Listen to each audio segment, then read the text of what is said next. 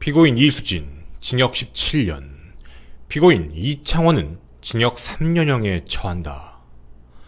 2023년 8월 25일 인천지방법원 제15형사부의 판결.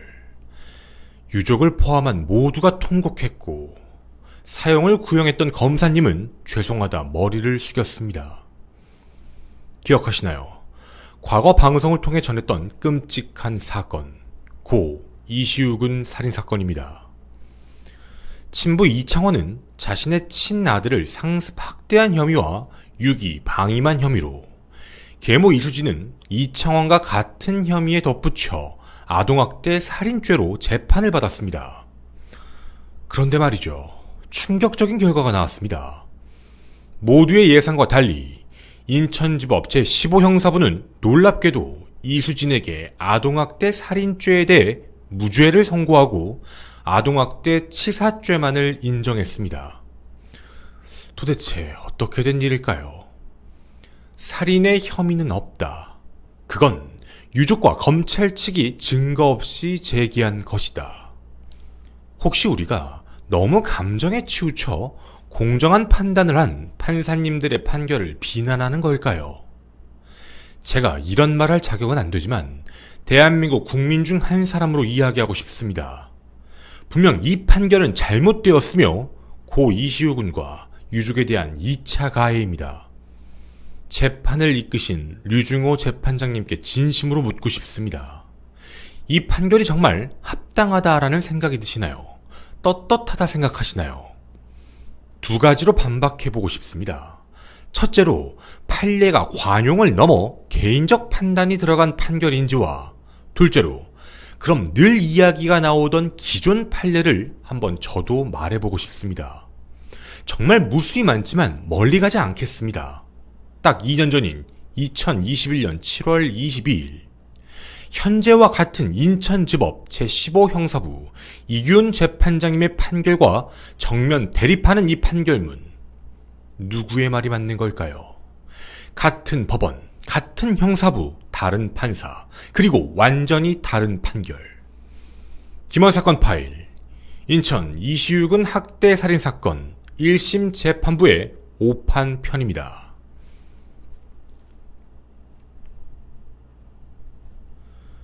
무거운 마음으로 인사드립니다. 김원입니다. 당혹스럽다. 그리고 미안하다. 이런 생각이 들었습니다. 1심 판결 소식을 듣자마자 말이죠. 제 노력은 미력하지만 많은 분들의 관심 덕분에 아동학대 치사에서 아동학대 살인죄라는 죄명이 신설되었습니다. 바뀌고 있었습니다. 정말 강한 처벌이 내려지고 있었죠. 그런데 그동안 많은 사람들의 노력을 비웃듯 정말 당혹스러운 1심 선고가 나왔습니다.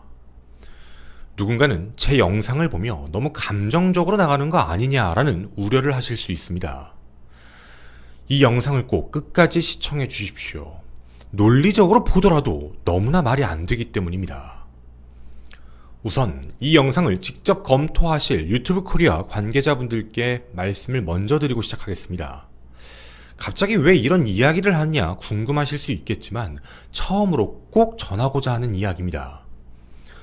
유튜브는 전 세계가 이용하는 플랫폼인 만큼 가이드라인 또한 전 세계 표준에 맞추고 있는 점 저도 잘 알고 있습니다.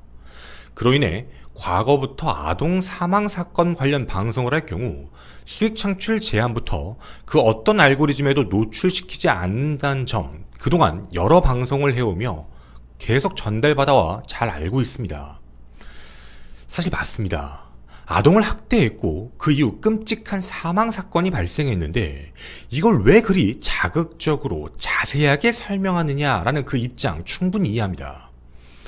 하지만 대한민국은 아직 그 부분을 싸워야 하는 단계입니다.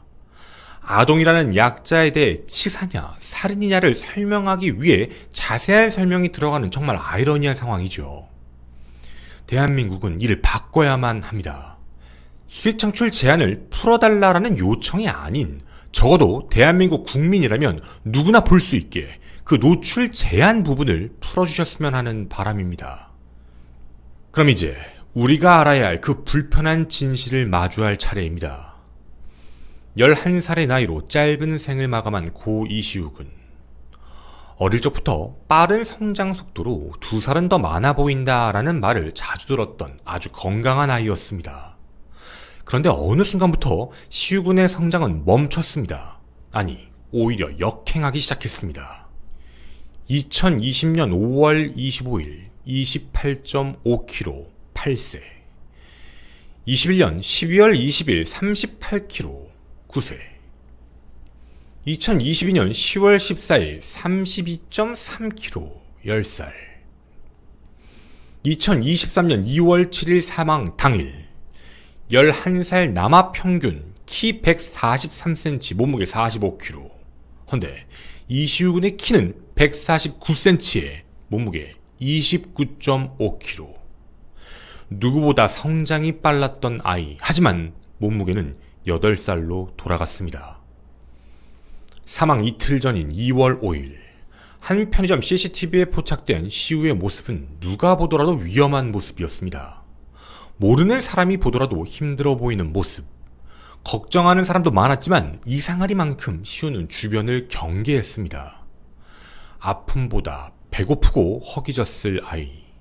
하지만 자신이 산 음료도 다 마시지 못한 채 자신을 잡으러 온 이수진과 이수진 지인에게 이끌려 다시 지옥 속으로 끌려갔습니다. 아직 시간이 있었을지 모릅니다. 사망 전날인 2월 6일 저녁 6시 9분경 계모 이수진은 시우와 함께 쓰레기를 버리기 위해 집을 나서는 장면이 CCTV에 포착됩니다. 그런데 쓰레기 봉투를 카트에 넣는 사람은 시우였습니다. 드는 것조차 힘든 모습. 둘 다 휘청거리며 넘어지기까지 하죠. 이후 카트 손잡이에 몸을 기댄 채 고개를 숙이고 힘들어하는 아이. 그 모든 상황에 계모 이수진은 함께했습니다. 그런데 아이가 사망할지 몰랐다라는 것이 계모 이수진의 주장입니다. 친부 이창원 또한 마찬가지. 자신은 사망 당시 현장에 없었다고 말하며 모든 건 이수진의 탓이다라고 발뺌하고 있는 상황입니다. 그런데 이창원 씨, 왜 거짓말을 하셨나요? 2주 전까진 정상적인 모습이었다. 10분 전에 넘어지고 갑자기 이렇게 됐다. 구급대원에게 얘기했던 초기 진술입니다. 이 모든 것은 완벽한 거짓말이었죠. 그도 알고 있었고 묵인했고 방조했으며 동참했습니다. 사망 당시 현장 상황은 처참했습니다. 아이는 사망 직후 이미 장소가 이동된 상황이었고 아이 책상 위엔 이상한 휴지 뭉치들, 약물들, 또 주방 식탁에선 계모 이수진과 친부 이창원 사이에 태어난 두 여동생들의 식사 흔적만 있고 시우군의 경우엔 방 안에 그릇 한 개가 방바닥에 놓여 있었습니다.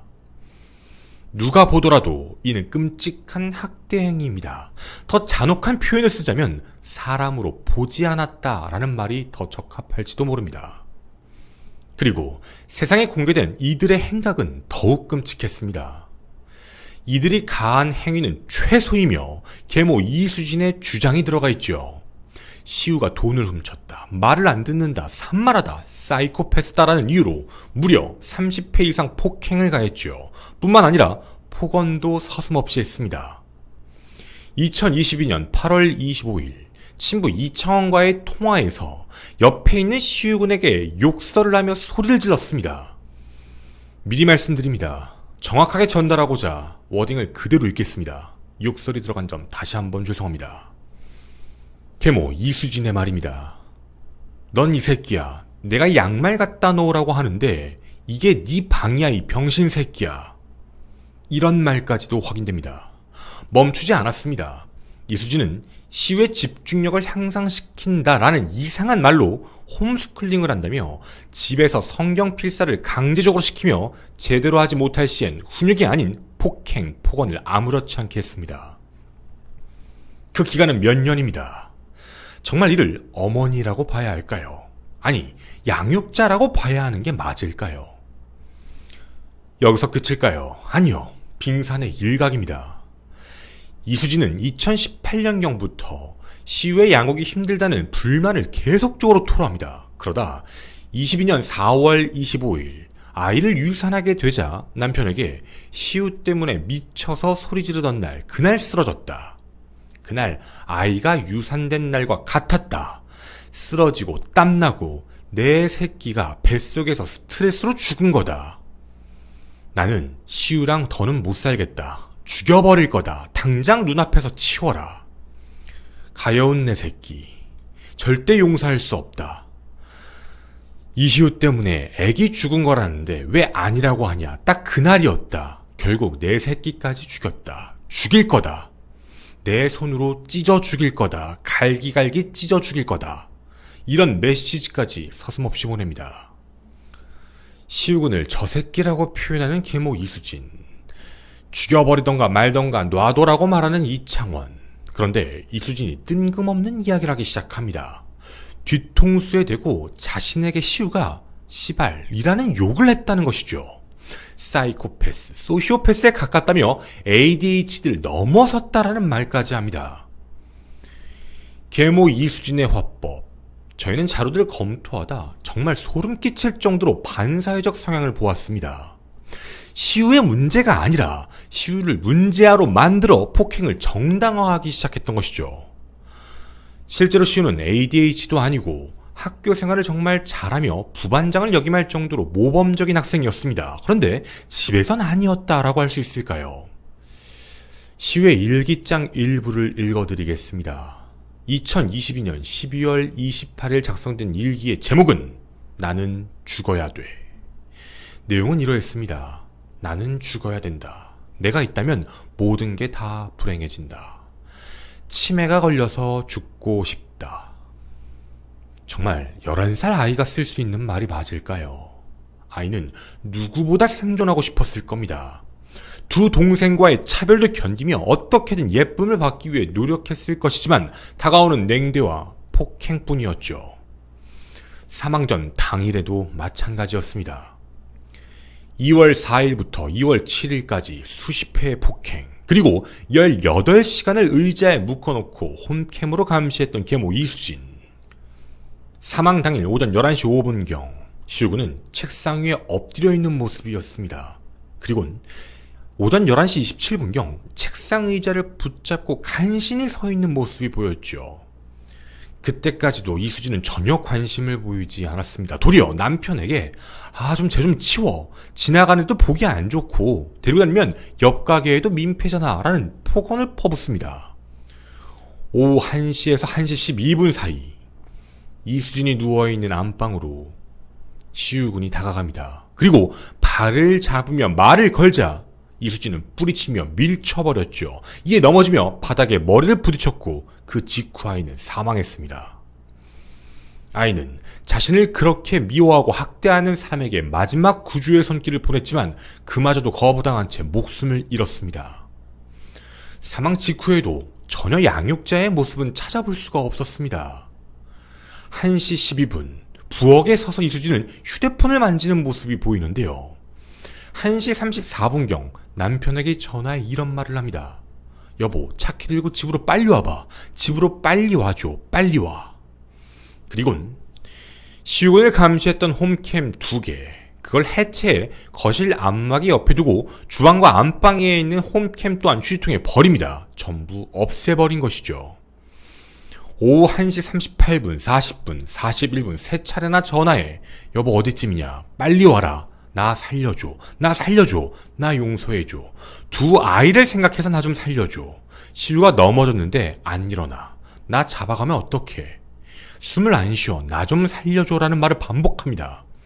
그리고 1시 42분 자신의 어머니에게 전화를 했고 그 직후 남편이 도착했습니다. 남편은 1시 43분 119에 신고를 했죠. 그에 대해 이수진은 2시 39분 어린이집에 전화해 아이들을 챙겼고 그 이후엔 자신의 친언니와 통화를 한 기록만 남았습니다. 그 순간에도 아이에게 미안함은 추워도 없던 이수진. 자신만 살기 위해 핑계를 대며 아이가 쓰러진 시간까지 조작해 무려 30분 이상 현장에서 방치시켰습니다. 지금까지 보신 시청자분들께 질문을 드리고 싶습니다. 시우의 사망 원인은 살인인가요? 아니면 실수인가요? 우리는 상식적으로 알 수 있습니다.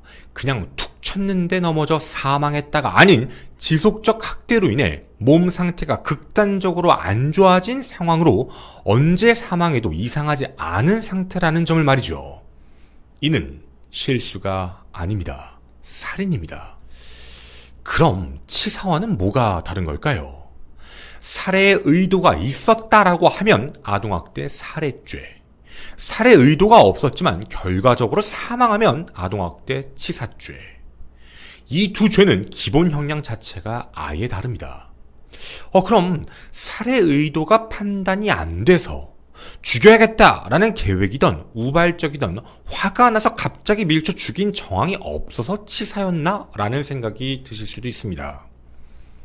그런데 살인은 죽이겠다라는 의지된 고의뿐만 아니라 이렇게 하다가 죽을 수도 있다, 이러다 죽어도 상관없다라는 미필적 고의 역시 살인의 고의로 인정이 됩니다. 그럼 시우군의 경우에는 어떨까요? 이수진이 계획적으로 혹은 우발적으로 살인을 저질렀다라고 보기엔 좀 무리가 있어 보이긴 합니다. 그렇다고 무죄일 수는 없습니다.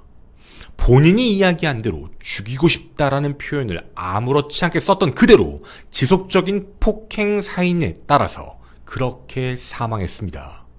사인은 여러 반복된 둔력 손상, 신체 전반 부위에 지속적으로 반복적으로 둔력작용이 중첩되어 결국 사망했다. 신체적 학대가 가능성이 있다라는 국가수 소견이었죠. 언제 사망해도 이상하지 않은 상황이었습니다. 그런데 왜 재판부는 아동학대 살인을 무죄로, 아동학대 치사를 유죄로 판단 17년형을 선고한 걸까요? 지금부터 1심 재판부의 주장을 살펴보도록 하겠습니다. 1심 재판부의 판단 첫 번째, 이수진에게 살해의 고의가 있었을까? 없었다라는 판단입니다. 이유는 살해의 동기가 없다라는 것이죠. 검찰 측 주장은 양육으로 인한 스트레스, 불만이 점점 강해지며 유산으로 인해 그 미움 자체 전부 다 시우군에게 꽂히게 되었고 결국 시우군이 사망이라는 결과를 용인하는 의사가 형성될 정도의 동기가 있다라고 판단했습니다. 하지만 재판부는 이걸 인정하지 않았죠. 그 이유는 이렇습니다. 당시 이수진은 친딸 3세, 친딸 2살을 두고 있었고 출산 예정일 불과 넉 달 앞둔 임산부였다라는 점. 친자녀가 아닌 시우에 대해 심한 가혹행위가 있었다라는 건 맞지만 적어도 자신의 자식에 대해서는 시우군과 달리 높은 수준의 애정을 보이고 있는데 이런 이수진이 자신의 친자녀와 격리되어 오랫동안 돌보지 못하게 되는 결과를 감수하면서까지 시우군을 살해할 만큼 미워하였다고 볼 수 있을지가 의문이라고 명시합니다.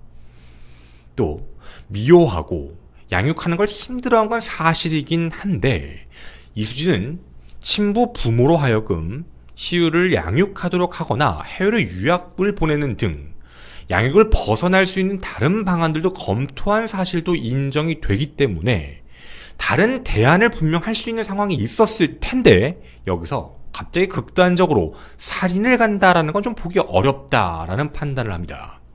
정리를 하자면 친자녀를 못 보는데 살인으로 들어가면 이런 범행을 저지르는 것보다 유학도 보내고 다른 것을 보냈던 것처럼 또다시 다른 데 보내면 되는데 이런 극단적 살인을 저지르는 건 말이 안 된다라는 말입니다. 이 말을 어떻게 이해해야 될까요? 우선 우리가 아는 수많은 살인마들은 가족이 없었을까요? 우리가 접한 많은 아동학대 살인 사건에서도 자신의 아이를 예뻐하며 상대적으로 학대를 한 경우들도 많이 있었습니다. 계부, 계모가 괜히 나왔던 게 아니었죠. 그리고 또 하나 이해가 안 가는 대목이 있습니다. 지금 재판부가 한 이야기는 계획적 살인, 우발적 살인만을 이야기합니다. 미필적 고의에 의한 살인. 이러다 정말 문제가 생길 수도 있다는 걸 인지하면서도 계속적인 폭행의 수위를 높여간 겁니다. 헌데 왜 재판부는 계획적, 우발적 살인의 범주에서만 이야기를 했던 걸까? 이 부분이 이해가 가지 않는다는 겁니다. 맞습니다. 계획적이고 뭔가 살인을 마음 먹고 죽여야 되겠다 라고 생각을 했다라고 한다면, 어떤 도구를 쓰거나 목을 졸랐다라고 얘기를 한다면 차라리 그것보단 다른 곳에 보내버리는 게 낫다고 생각할 수도 있지요. 하지만 이건 그 경우가 아니었습니다. 친모는 지속적으로 시우를 데리고 오려고 했습니다. 법정 소송까지 불사한 상태였죠. 하지만 계속적으로 변명하고 다른 이야기를 하며 시우를 보내지 않은 건 이들이었습니다. 방식도 막아버리고 지속적인 학대를 했던 것, 학대의 정황을 감추기 위한 지속적인 모습이었죠. 근데 이걸 왜 재판부는 감싸주는지가 도무지 이해가 가질 않습니다. 너무나 넓은 관용을 베풀며 생각하신 게 아닌가 라는 생각이 듭니다. 1심 재판부의 판단 두 번째, 살해 범위가 발현된 시점 및 이수진이 순간적으로 살해의 범위를 일으켰다고 볼 수 없다. 그리고 범행 도구의 종류, 용법, 공격 부위와 반복성, 사망의 결과, 발생 가능성 정도에 비추어 살해의 고의를 추단할 수도 없다. 2월 4일 선반용 받침대 봉으로 폭행. 2월 5일 오후 5시부터 9시 25분 다음 날입니다. 16시간 동안 결박. 2월 6일 오전 9시 25분 봉 옷걸이로 폭행. 2월 6일 오후 1시부터 3시까지 결박. 바로 사망 전까지 있었던 일입니다. 그런데 이에 대해 재판부는 검찰의 주장처럼 극도의 분노감을 느낀 순간 살해의 범위를 일으킨다면 신체에 직접 공격을 하는 방식의 폭력 행위가 있는데 이걸 중간중간 중단하고 사흘에 걸쳐 이런 살해 행위를 나누어서 한 게 이해가 가지 않는다 라는 이상한 말을 합니다. 계획적 살인을 보는 경우나 우발적 범행으로 보는 경우 모두 범행의 내용이나 경과를 합리적으로 설명할 수 없는 부분이 생긴다 해서 미필적 고의가 있었는지를 살펴봐야 하는데 중요 증거가 바로 사망 원인이다라고 이야기합니다.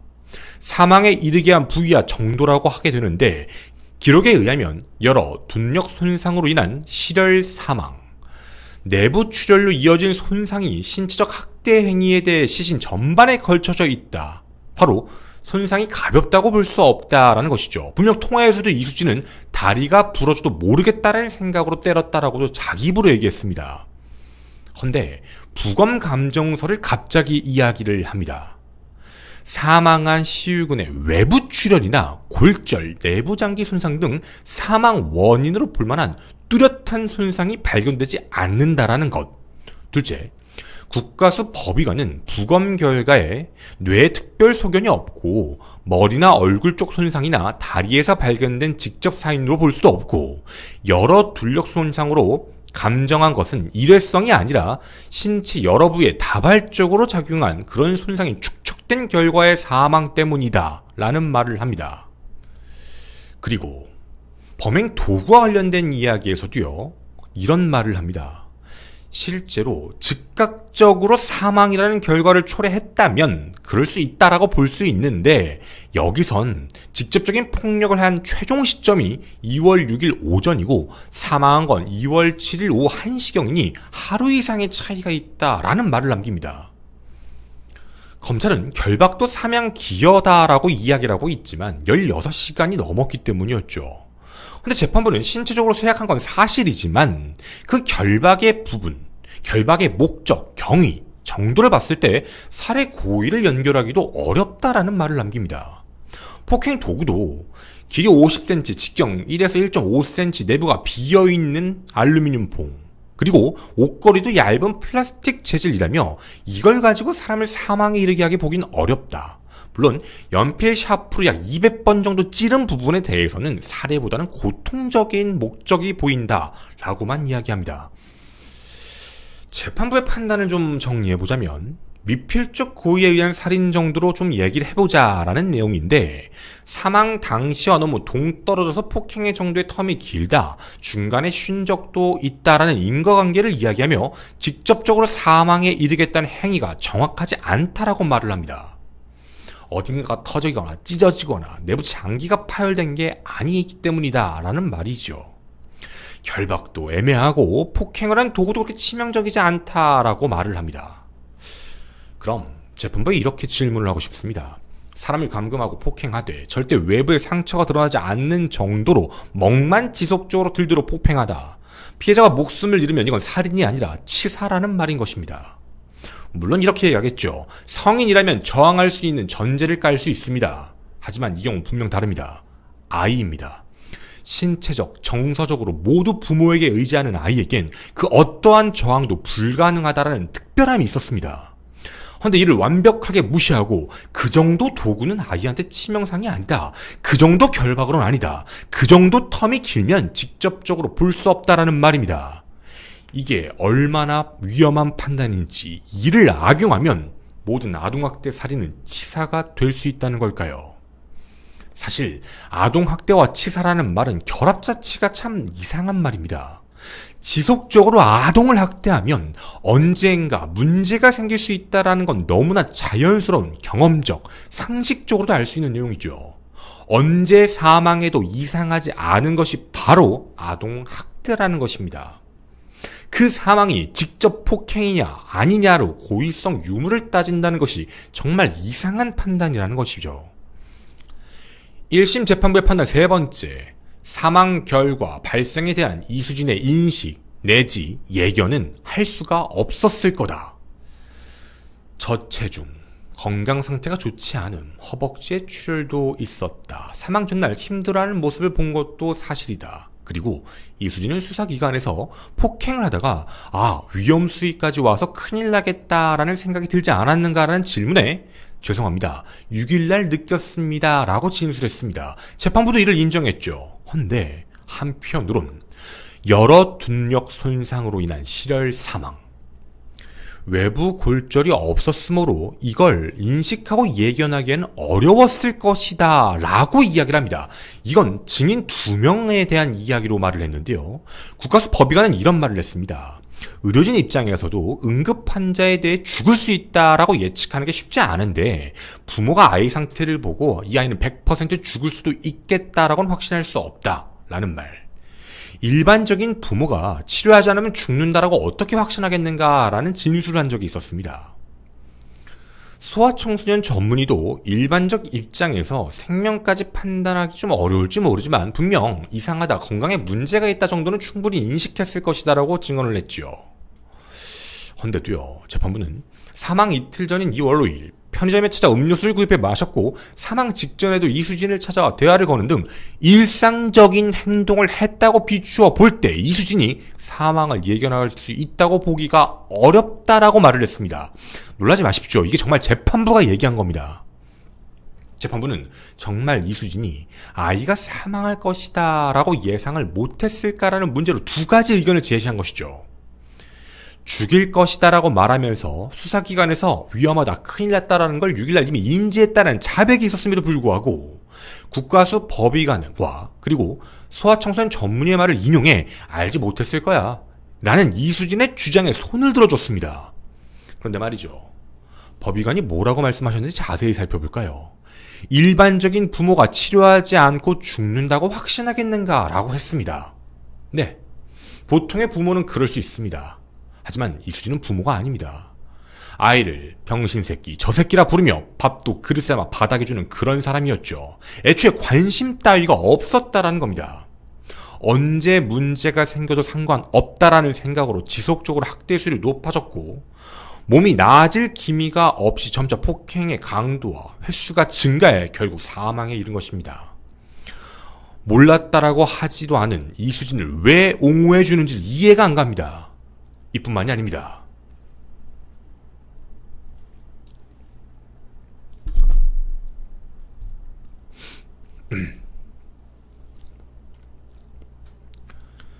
재판부는 편의점에서 음료도 사 먹었었고 사망 직전에도 대화를 걸었다라는 이유를 댔습니다. 앞선 영상을 보셨죠? 정상으로 보이셨습니까? 재판장 눈에는 정상으로 보이는 것 같습니다. 그럼 휘청거리고 기대는 모습들은 다 어디로 간 건가요? 이수진이 늘 함께 있었습니다. 이게 정말 논리적으로 맞는 판결이라고 보시나요? 하늘의 별이 된 아이, 그리고 그 억울함을 풀어주고자 하는 많은 사람들, 억지를 부리는 것이라 생각하시나요? 어쩌면 재판부가 그렇게 생각할 수도 있겠다라는 생각이 드시나요? 그럼 가장 처음 말씀드렸던 이 이야기를 꼭 전하고 싶습니다. 2021년 발생한 같은 인천 8살 딸 학대살인 20대 부부 사건입니다. 지속적으로 굶기고 폭행해 체중이 13kg에 불과했던 피해 아동. 대소변을 가릴 수도 없는 상태였습니다. 이수진과 마찬가지로 거짓말을 한다라고 말을 하며 폭행하고 밥을 굶겼죠. 폭행 도구도 비슷합니다. 옷걸이 같은 것으로 지속적으로 폭행했죠. 결국 화장실에서 쓰러진 아이. 최초 이들 부부는 이창원, 이수진과 마찬가지로 학대 정황이 들통날까 119에 바로 신고하지 않고 인공호흡만 진행했고 결국 상태가 더욱 악화되어 병원으로 옮겨졌지만 목숨을 잃었습니다. 너무나도 비슷한 두 사건, 같은 인천지법, 당시에도 제15형사부. 하지만 재판 장분들이 달랐죠. 결과도 달랐습니다.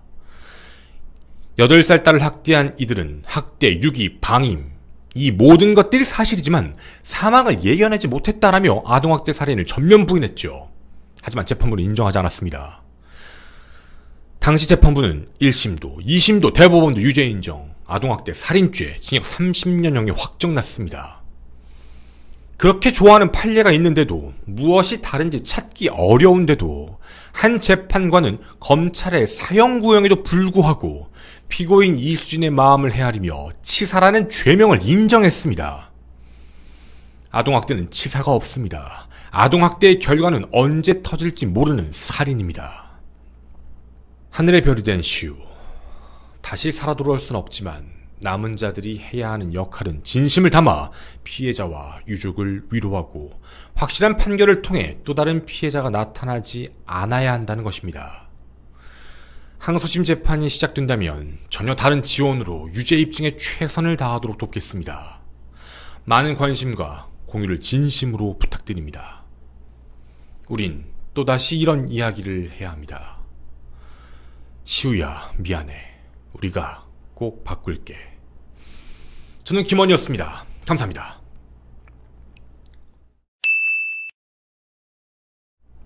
네. 뒷이야기는 제가 지금 좀 감정적으로 그래서 모든 걸 다 앞방송에 냈을 거라고 생각을 하고요. 일단 두 가지만 빨리 말하고 마치도록 하겠습니다. 하나, 왜 친부 이창원에 대한 이야기를 많이 안 하느냐라고 생각하실 수도 있는데요. 일단 친모에 대한 죄가 확실하게 입증이 되어가는 과정에서 해야 된다고 생각합니다. 친부 이창원의 이야기는 다음에 분명 전해드리도록 하겠습니다. 그리고 앞서 그 유튜브 얘기를 한 부분에 대해서는 왜 그걸 뒤에 하지 않고 앞에 했느냐라고 생각하실 수도 있는데, 검토하시는 분들이 앞에서부터 듣기 때문에 좀 미리 들어주셨으면, 왜냐면 이제 중간까지 듣고 결정을 내리실까봐요. 이거는 제가 오랫동안 유튜브를 하면서 늘상 느꼈던 겁니다. 사실 유튜브가 굉장히 안 좋아합니다. 이해를 못해요. 늘 얘기를 커뮤니케이션을 해봤는데, 유튜브의 입장에서는 다른 나라면 이거 무조건 뭐 검토할 것도 없이 이런 일 발생되면 무조건 살인죄에다가 종신형인데 왜 너희냐면 왜 이렇게 딥하게 설명하냐, 왜 아이가 어떻게 사망인지 그렇게 끔찍하게 얘기를 하냐라고 하면 수익 창출 제한은 기본이고요. 아이 노출을 안 시켜주려고 합니다. 더한 경우는 아예 19세까지 걸어버리기도 해요. 그럼에도 불구하고 이런 이야기를 할 수밖에 없는 상황이 저도 참 개탄스럽습니다. 그래서 그 이야기를 앞에 넣어놓은 거고요.